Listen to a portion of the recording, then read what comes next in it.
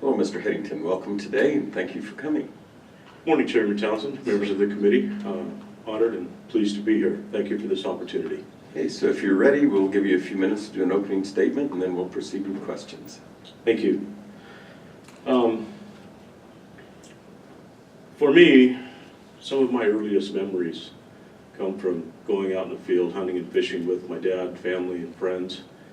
And some of those memories go back to probably I was 8, 9 years old. Growing up that way and still continuing that heritage, really important to me.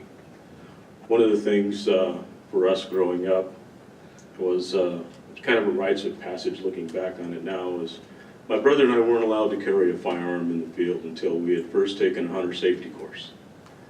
And so that was kind of our first thing. And we continued that growing up, hunting big game, small game, and all that down in the Yuma area. Working in with family and such along the way, expanding our travels and stuff across the state. So my passions now really kind of lead to my kids and my grandkids.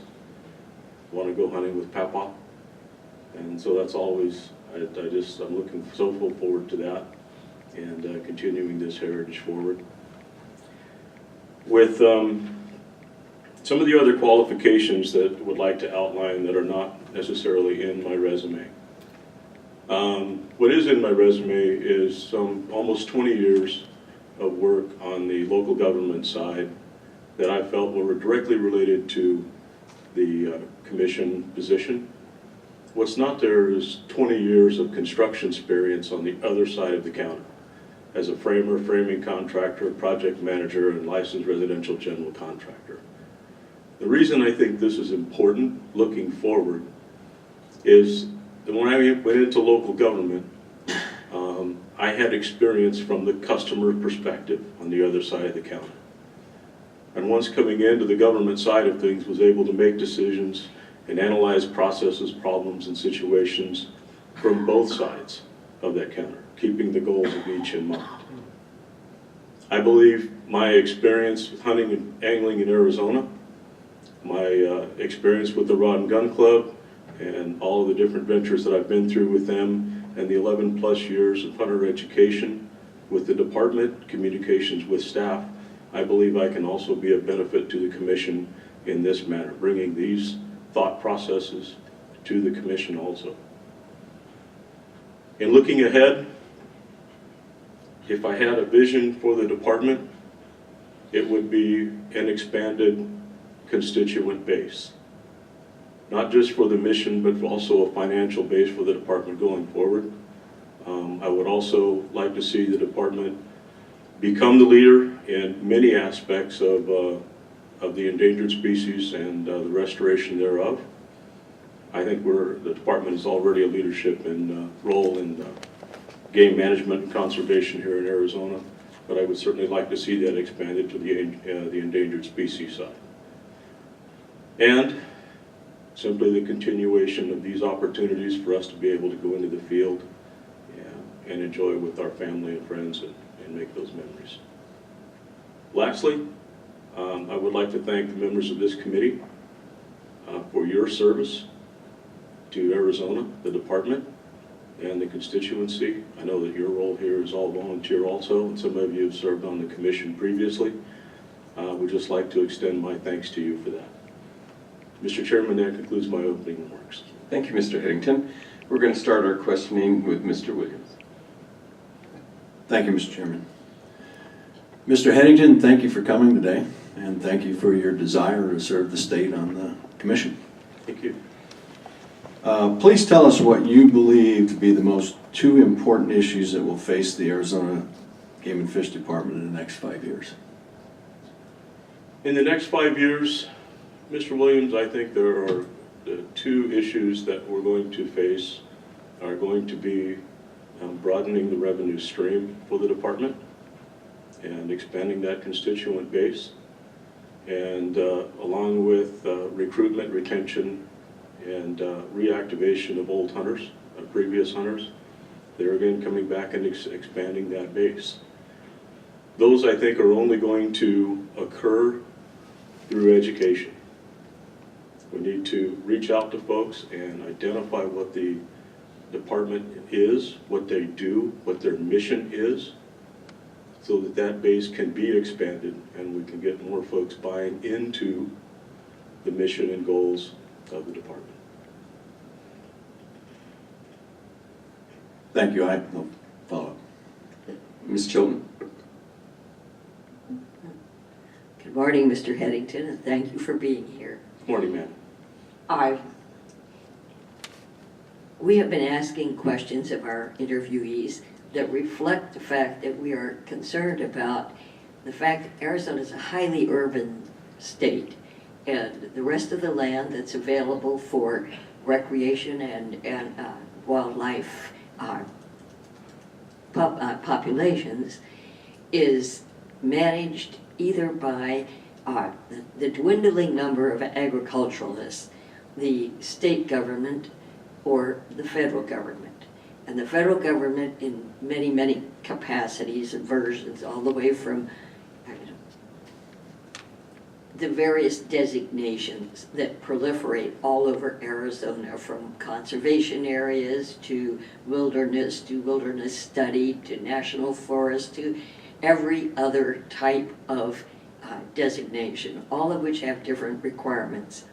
And those requirements impact the ability of Arizona, through the Game and Fish Department, to manage wildlife. Because you've got the animals, but you've got their habitat.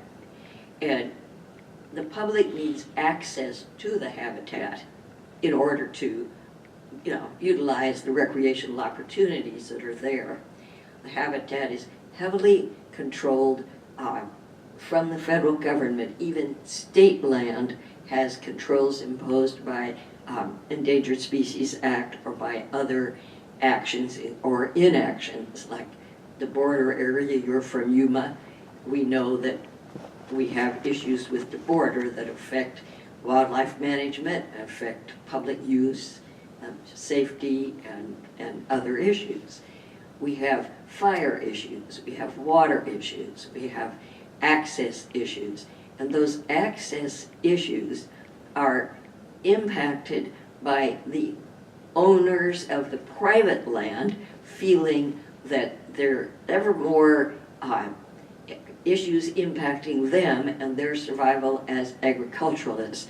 Can you talk about how, in your observation, we can work with the landowners to help them feel that the sportsmen and the landowners are a coordinated effort to maintain habitat and access and the viability, because if the agricultural units are not viable, they become subdivisions of, proliferating public, and then shooting anywhere near there is a little tricky, or getting in.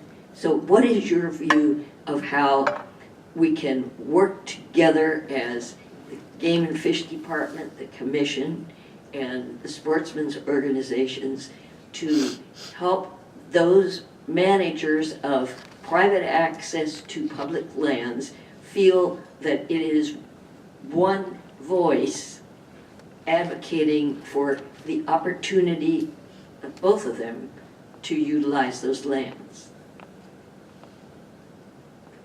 Thank you for that question, Ms. Chilton.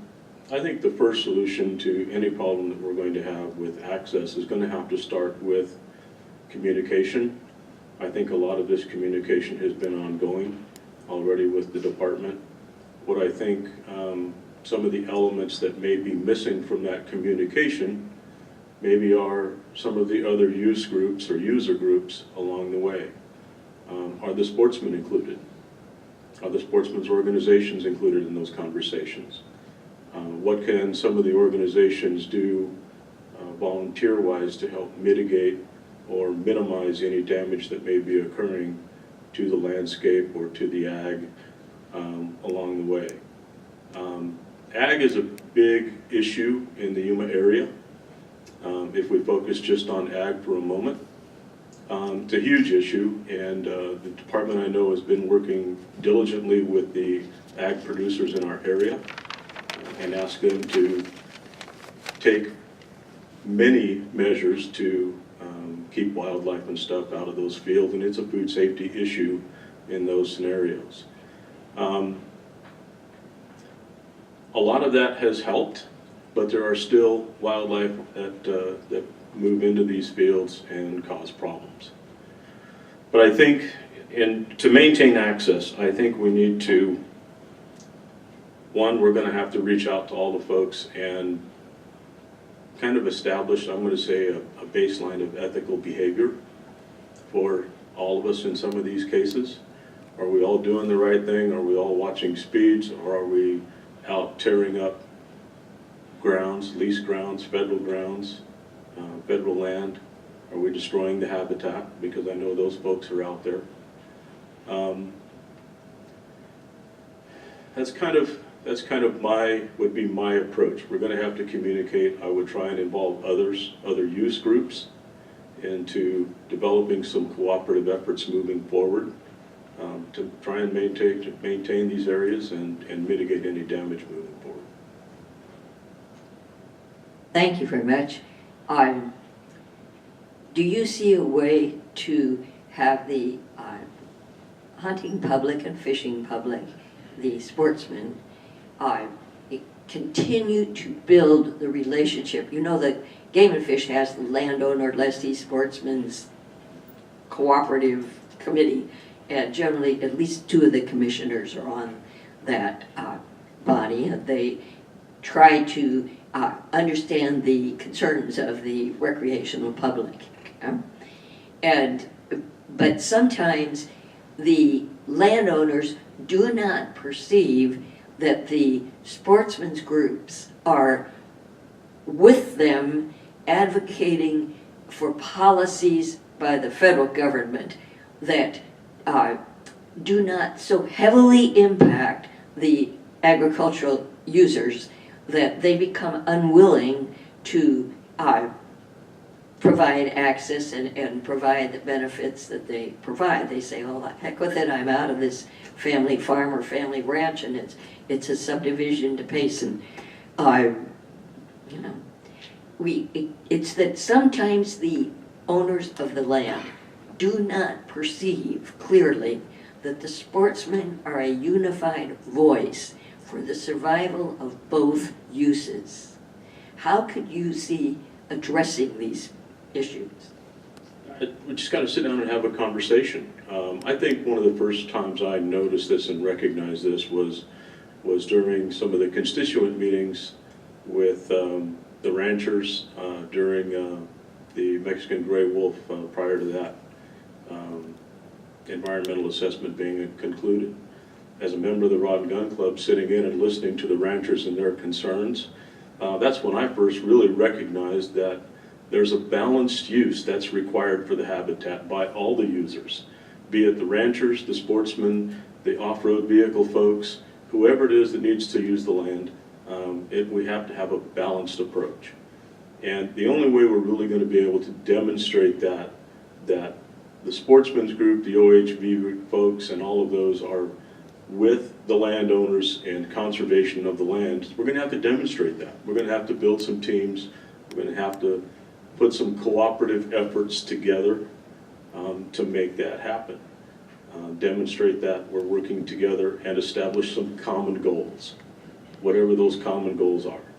And that's only going to take place through a conversation. Thank you. I might make the comment that Yuma Valley Rod and Gun has been one of the most consistent and effective spokesmen for that collaborative effort. So, thank you. Thank you, ma'am. I'll pass that along to the membership. Thank you, Mr. Headington. With sportsmen's rights being under constant threat by those that do not like our way of life, what ideas do you have to educate the public and the voters, and how would you fund those efforts?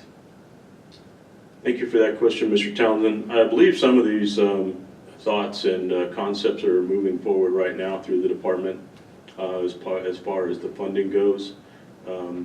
I have provided my comment to those efforts and support the effort that's on the table right now for the super bonus point. There again, coming back, it's going to have to be, in my opinion, an educational opportunity. We're going to have to, and I'm sure the department has folks that are far more educated in reaching and advertising and those kinds of things to get a message out to all Arizonans as to what the mission and the goals of the department are. But for me, any information as part of an educational process and broadening this base is going to have 3 components in my mind. It's going to have to be relevant to the user. It's going to have value to the user. And there are many different users in our society today as to who they are. And thirdly, it's going to have to be factual. There's enough information out there, bad information out there, that any of us can find at any time. Getting the right information into the hands of everyone, and factual information, is the only way that we're going to be able to change the opinions, or maybe adjust the opinions to be somewhat neutral to positive for our way of life, the hunting and angling heritage that we have. Okay, thank you, Mr. Lane. Thank you, Chairman, and thank you, Mr. Headington, for being here and offering yourself up for the service of the state. So thank you for that. My question revolves around our environment within the areas where the game and fish live. And I'm concerned about how we maintain and how we think about this from the commission standpoint, and what your position might be with regard to how do we play a role in establishing the sustainability and the healthiness of our forests, primarily, but frankly all open lands. But are there efforts that you think that the commission and the department could work in collaboration and also in communication as to how this is important to all of us? And I'm specifically thinking about watershed area, and how game and fish can interact on that topic.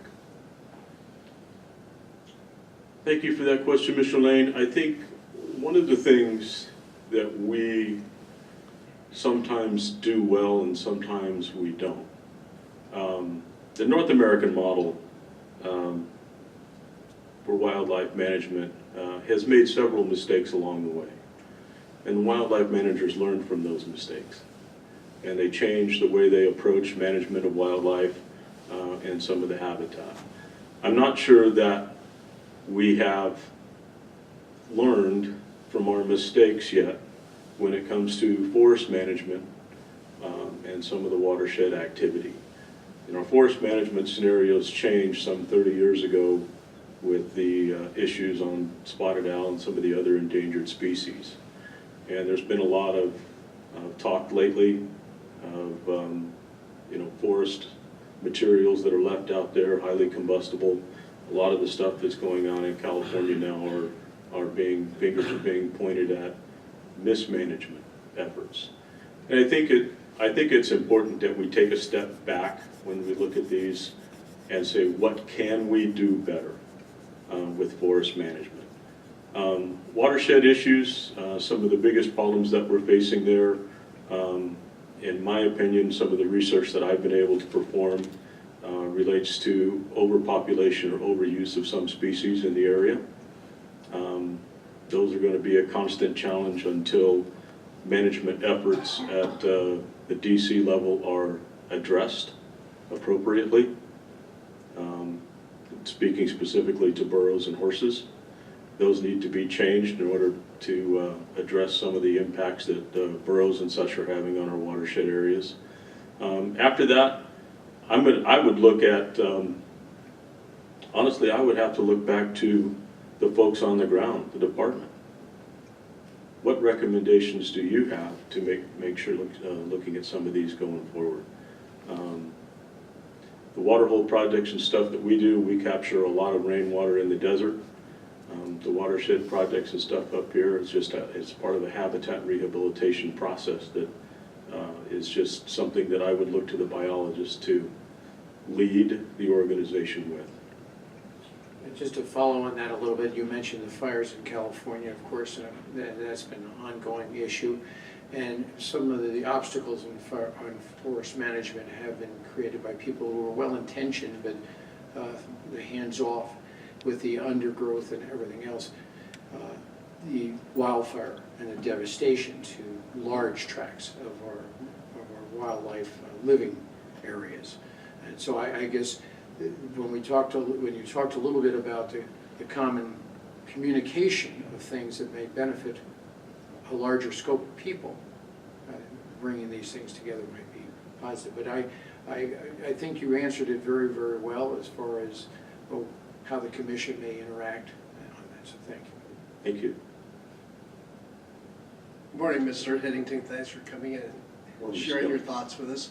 My first question for you this morning concerns the activities of groups like the Humane Society of the United States that have increased their efforts in recent years to eliminate the hunting and taking of predators, including bobcats and especially mountain lions throughout Arizona and other states as well.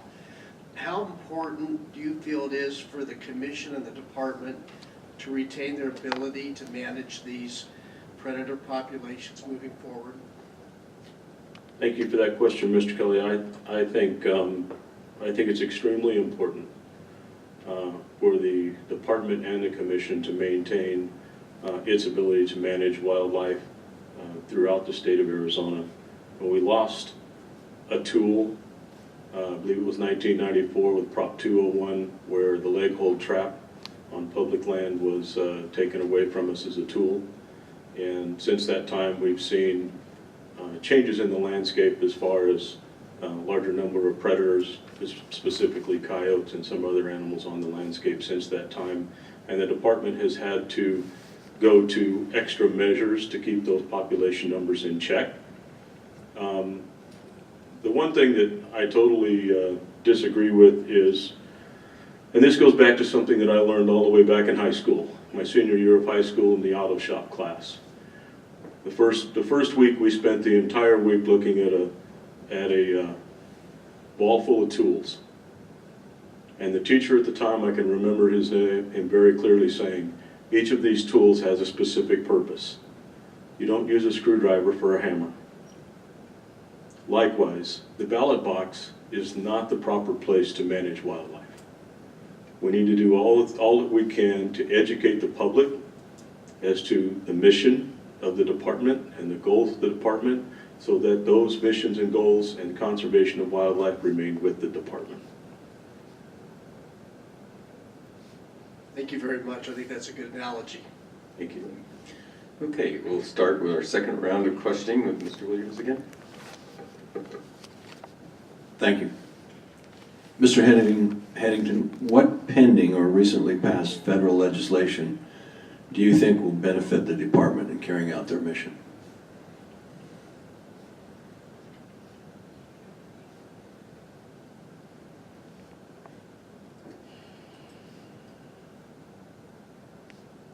Recently passed federal legislation, Mr. Williams, Or pending?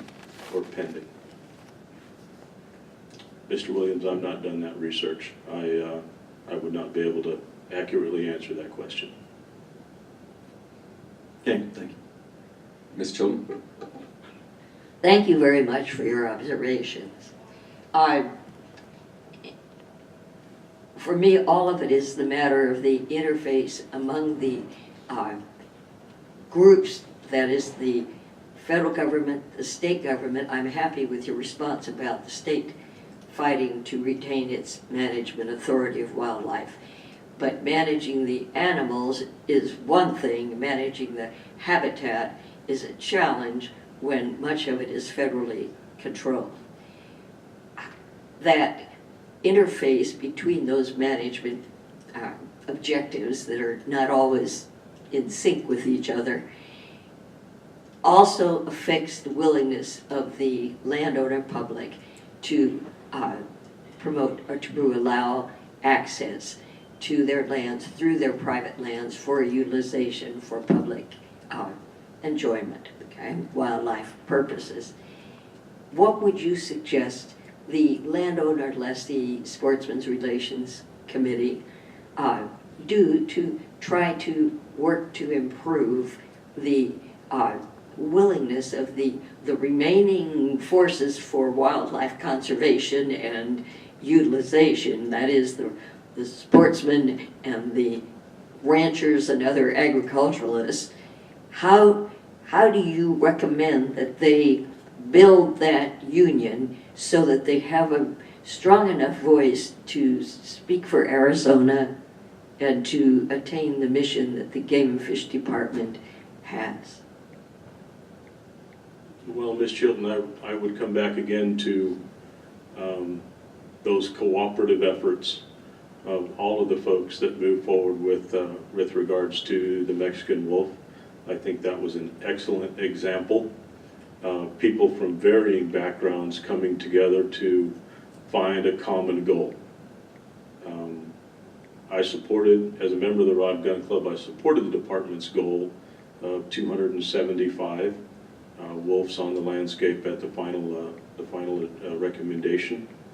Certainly that wasn't the end result of what we have today. But during those conversations, there were ranchers that wanted fewer wolves than that. At the end of the day, it's in my opinion, it's just has to be finding those common goals, finding that common ground that we can all move together on going forward. Because one voice with those common goals is going to speak louder and go farther in Washington, D.C., or anywhere else for that matter, than all of our separate voices going different directions. Thank you very much. Okay, Mr. Headington, again, thank you for taking the time to be here today and being willing to serve. As we continue to see Arizona becoming more and more urbanized, what new ideas could you bring with you that will increase participation, especially participation, and understanding of our outdoor recreational heritage? Sorry, Mr. Townsend, could you repeat that again, please? Sure. As we continue to see Arizona becoming more and more urbanized, what new ideas could you bring with you that will increase participation and understanding of our outdoor recreation heritage?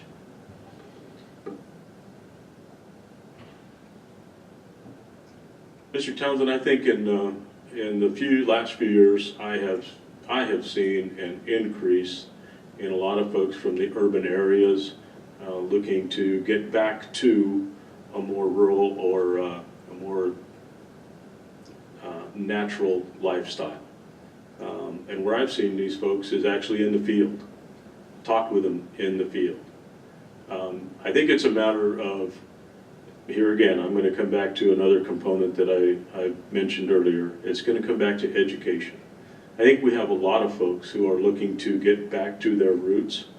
I think we have a lot of folks in the urban environment who grew up in an age where technology literally exploded in your hands.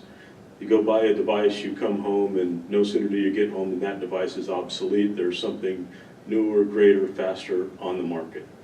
And I think a lot of these folks are looking to escape the bounds of that and see what else is out there. I think they're moving that direction, back to nature, back towards a natural lifestyle.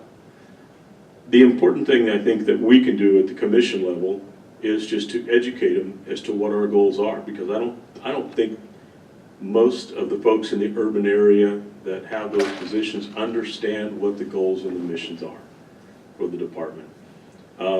Recently, I believe I saw there was a survey that was performed where, when asked a question on the street, who is it that takes care of Arizona's wildlife? The Game and Fish Department came in number 3 on that survey. And that kind of, in a way, tells us the story of where the commission and the department need to go with providing that education as to who they are and what they do, primarily in the urban areas.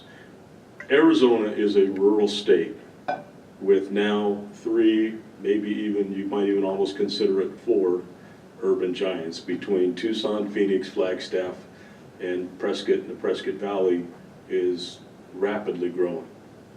A lot of these folks never got out in the woods as I did or others in the rural environment. So they're eager to explore, but they need to know how to do that. They need to know how to respect the habitat along the way, maintain the habitat, and think along those lines. And if we, the commission and the department, don't give them the information, they're going to get it from somewhere else. And they're again, I'll come back to that component. It has to be relevant, it has to have value, and it has to be factual.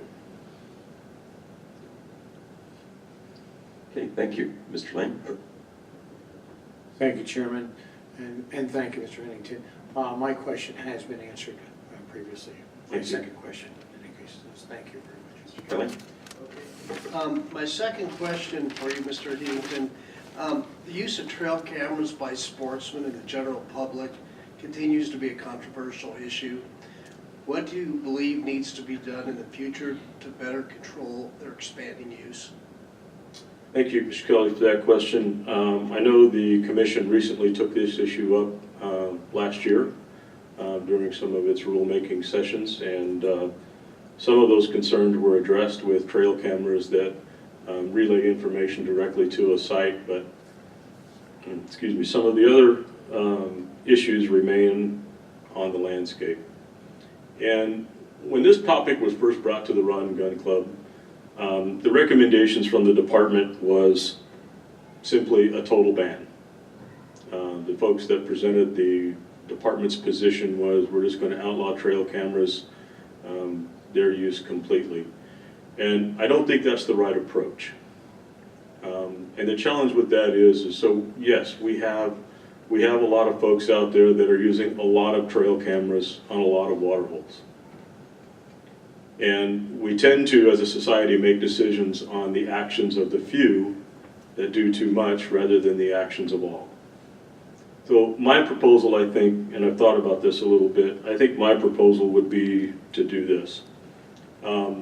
I would support a minimum distance from a water hole for trail cameras. And I would also support a minimum number of trail cameras that could be used as part of your hunting or your combination license. Chances are, if you're running more than 2 trail cameras, you're in this for profit in some way, shape, or form. After that, I think we could look at turning additional camera use into a revenue or a funding stream for the department, either by additional stamps or a different license, however that turns out to be. Those are just some of the thoughts that I have with regards to trail cameras. And what led me to this is we have a gentleman who drew a sheep tag. Of course, desert sheep is a once-in-a-lifetime harvest. And he took the time to set out a couple of cameras and capture information on sheep. He shared that information with the other hunters in that unit. These are the kinds of efforts that we shouldn't take away from hunters, that do the ethical, that do the right thing. Where we have to reach out and limit some of these are for those that are going above and beyond what some of those concepts are. So that would be my recommendations moving forward, some of the thoughts that I would bring. Thank you very much for that. Okay, is there anybody that has a follow-up question? We have about 15 minutes. Okay, if you'd like to give a closing statement. Mr. Townsend, thank you. If I could come back to one question, one thing that did pop into my mind that I'm not sure if the legislation is moving forward to Mr. Williams' question, that would be some of the legislation related to the buffalo and their mitigation up on the North Rim. But honestly, I did not pursue any of that legislation to see if it's moving forward or pending. But that would be the only thing that comes to my mind. Aside from that, ladies and gentlemen, I just want to thank you. I'm honored to have this opportunity.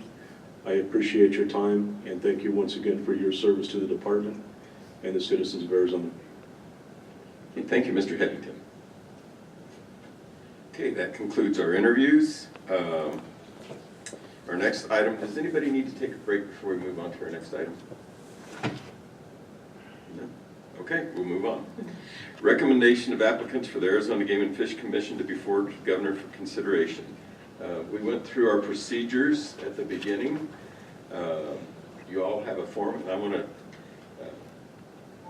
want to be sure to thank Amelia. I think you created this form for us this year, and it's very nice. Thank you.